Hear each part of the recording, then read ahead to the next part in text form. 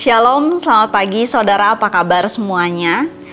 Kembali lagi kita akan mendengarkan sedikit dari renungan firman Tuhan pada pagi hari ini. Dan pada hari ini judul devotion saya adalah dapat hikmat. Saudara dapat berkata-kata dengan saya, 1, 2, 3, dapat hikmat. Renungan pada pagi hari ini kita akan ambil dari kisah seorang yang sudah tidak asing lagi, yaitu adalah Daniel. Tapi pada hari ini saya akan menceritakan Daniel di bagian awalnya, dan semoga renungan hari ini bisa memberkati saudara. Mari kita baca bersama-sama di dalam Daniel 1 ayat yang ketiga sampai yang ke-7. Saya akan bacakan buat saudara.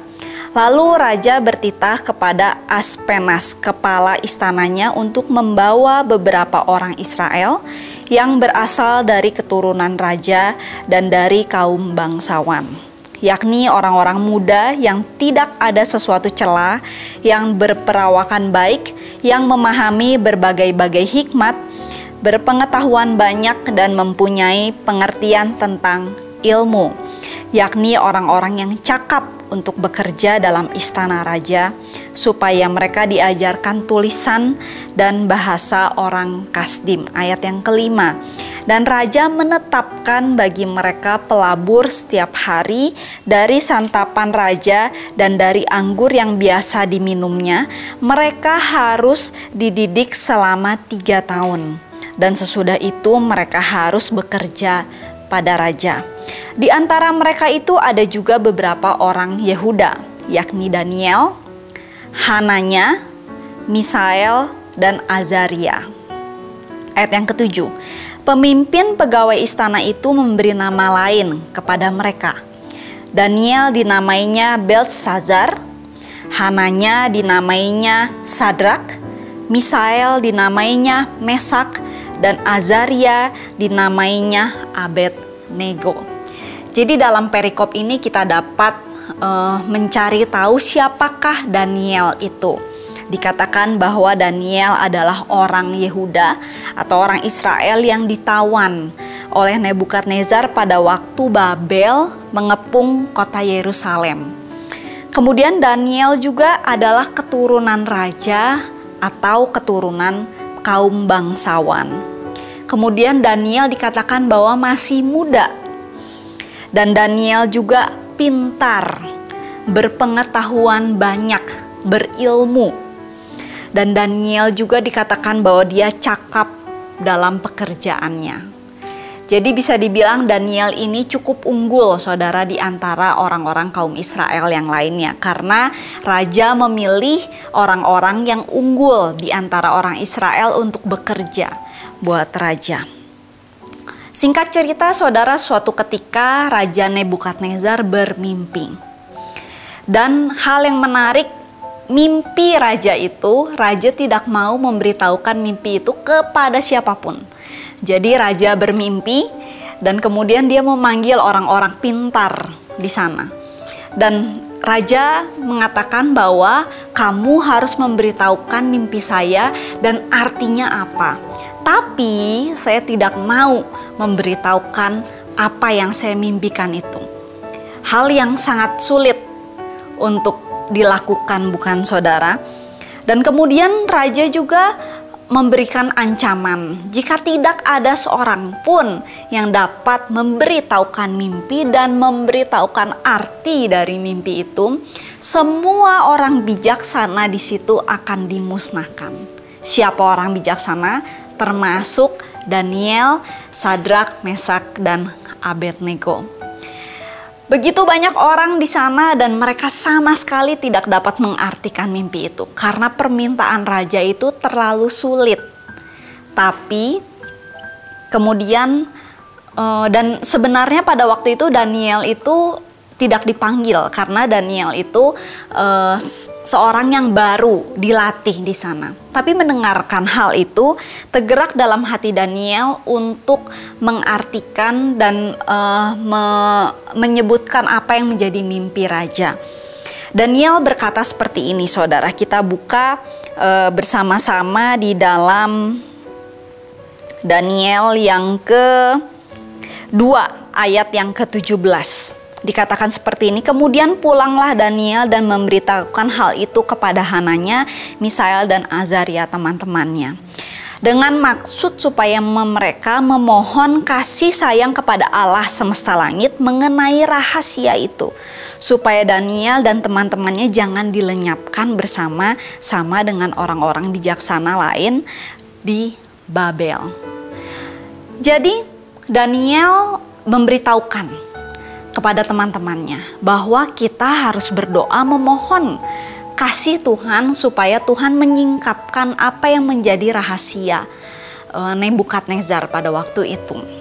Kemudian singkat cerita mereka memohon kasih karunia Tuhan supaya mereka dapat mengartikan dan memberitahu mimpi tersebut. Daniel dan teman-temannya berhasil, saudara, untuk memberitahukan mimpi itu dan menyingkapkan rahasia dari mimpi itu. Fokus pembahasan hari ini bukan dari mimpinya Nebukadnezar, tapi apa yang menjadi keberhasilan Daniel sehingga rahasia yang begitu besar itu berhasil terungkap oleh Daniel dan teman-temannya. Apakah Daniel, karena Daniel itu sangat pintar, apakah sebenarnya mimpinya dari raja itu sebenarnya sudah ada terlebih dahulu dalam pengetahuannya Daniel? Atau apakah mungkin Daniel itu mendapatkan bocoran dari kepala istana tentang mimpi dari Nebukadnezar? Tapi dikatakan di sini bahwa hal yang membuat Daniel berhasil mengungkap mimpi tersebut adalah karena Daniel memohon kasih sayang kepada Tuhan. Ketika Daniel memohon kasih sayang Tuhan, kemudian rahasia itu disingkapkan. Nah, mungkin hal itu juga yang mungkin sedang saudara alami hari-hari ini. Mungkin ada di antara saudara yang pada hari ini tidak tahu harus melakukan apa sepanjang tahun 2022. Atau mungkin ada sebuah pergumulan yang terlalu berat bagi saudara. Dan saudara juga tidak mengerti kenapa pergumulan ini terjadi dalam kehidupan saudara dan keluarga. Atau mungkin ada juga di antara saudara yang tidak mengerti kenapa atasan saya di dalam sebuah perusahaan itu menyuruh saya melakukan hal ini dan saya tidak tahu caranya itu seperti apa. Begitu banyak rahasia yang mungkin tersembunyi di dalam pikiran saudara pada hari-hari ini. Dan satu kunci di sini saudara adalah Daniel memohon kasih sayang Tuhan supaya rahasia itu terungkap. Kata mohon di sini diambil dari bahasa aslinya adalah bea. Artinya itu to ask, seek, make request.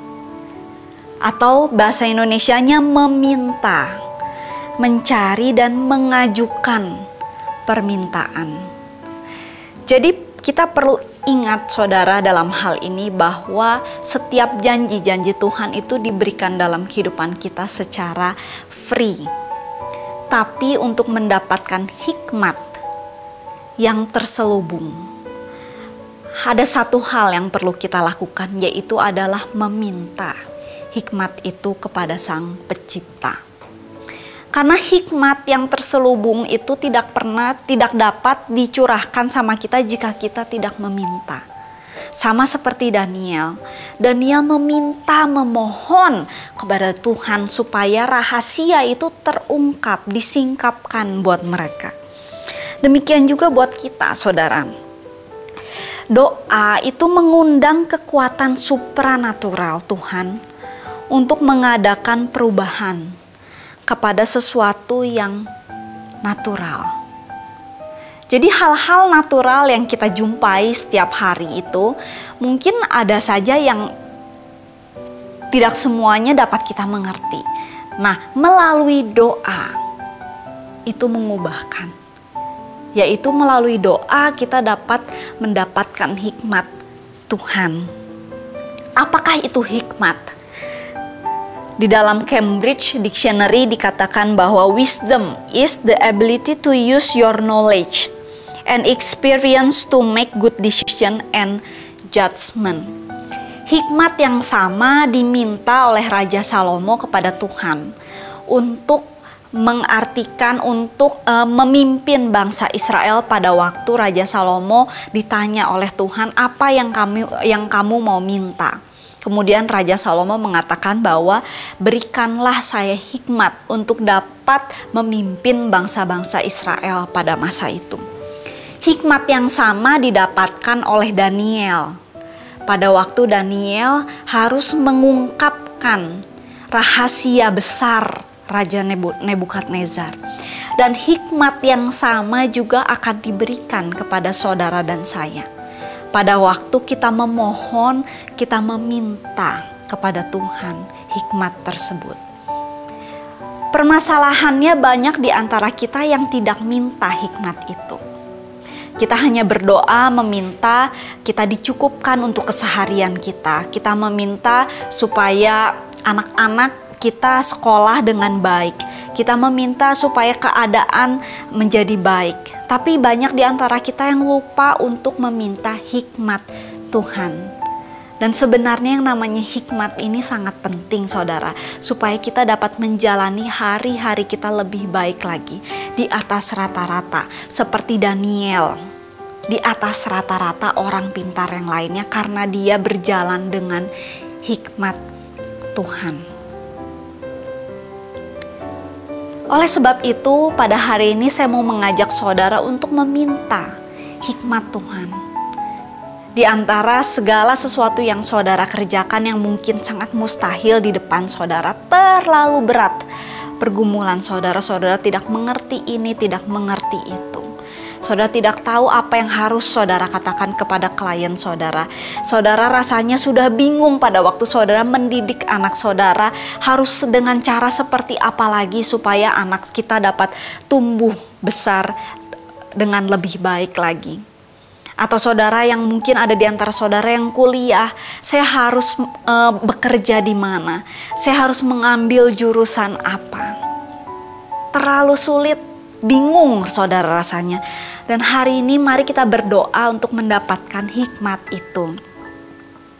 Bagaimana caranya kita berdoa? Berdoalah dengan kerendahan hati.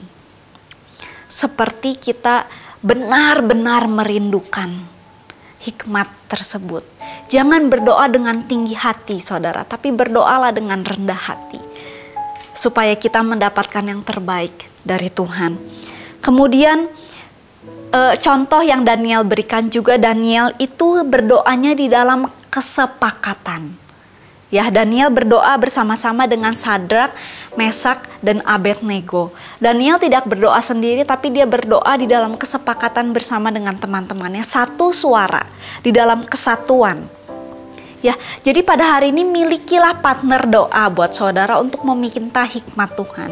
Apakah itu teman-teman iClick saudara, atau apakah itu keluarga saudara. Bangun mesbah keluarga sepakat untuk meminta hikmat Tuhan. Atau apakah itu teman kos saudara, atau apakah itu leader saudara. Tapi pada hari ini mintalah hikmat Tuhan dengan sepakat di dalam kesatuan, supaya kita memiliki partner doa. Ya, kemudian apa yang menjadi motivasi kita pada waktu kita berdoa? Tidak hanya buat diri kita saja, saudara. Daniel berdoa untuk meminta hikmat Tuhan supaya orang-orang bijaksana di situ tidak dimusnahkan. Jadi tidak hanya buat diri Daniel saja, tapi buat orang-orang yang lainnya. Dan saudara percaya pada waktu kita mendapatkan hikmat Tuhan, orang-orang lain akan dibantu dengan hikmat tersebut.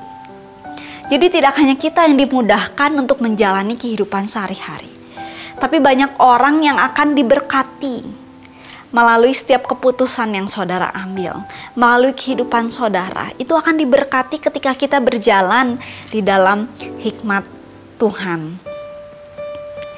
Dan yang terakhir adalah berdoa supaya nama Tuhan kemudian dipermuliakan. Jadi tidak kita yang mendapatkan kredit dari hikmat yang kita dapatkan, tapi Tuhan juga dipermuliakan. Tapi hanya Tuhan yang dipermuliakan melalui hikmat yang sudah Dia berikan buat kita. Daniel 2 ayat yang ke-28 dikatakan bahwa tetapi di sorga ada Allah yang menyingkapkan rahasia-rahasia. Ia telah memberitahukan kepada tuanku Raja Nebukadnezar apa yang akan terjadi pada hari itu. Saya loncat ke dalam ayat yang ke-30. Adapun aku, kepadaku telah disingkapkan rahasia bukan karena hikmat yang mungkin ada padaku, melebihi dari semua orang yang hidup. Tetapi maknanya diberitahukan kepada tuanku Raja dan supaya tuanku mengenal pikiran-pikiran tuanku. Ayat yang ke-47.